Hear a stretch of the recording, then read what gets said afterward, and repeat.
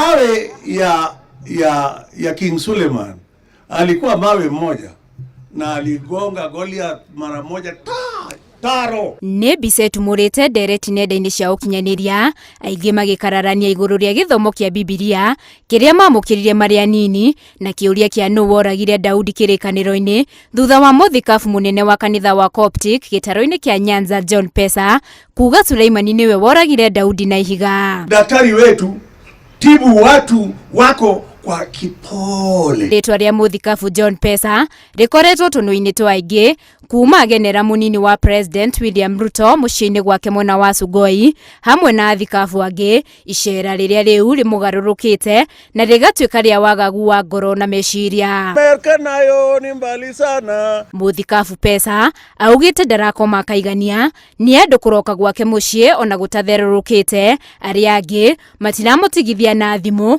makĩmũhoya kĩrĩa arathukĩirwo nĩ munini wa President. Walipigia mimi simu, wengine walikuja paka hapa. Jana nilikuwa na watu wengine katikati yenu. Miji hii alijaa ndugu zangu. Atitoa pesa ambaye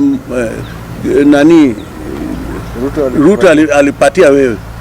Tunataka hiyo pesa. No ngumo na thogora wa kuonekana na munini wa President William Ruto, mũthikabu Pesa augĩte mũtũrĩre wake ũtigĩtwo gwati-inĩ, kuona aingĩ maramũhinyĩrĩria no nginya magaĩre kĩrĩa ararutire Sugoi amu ndangĩthiĩ ahũtie na acoke moko matheri. Sikupata pesa.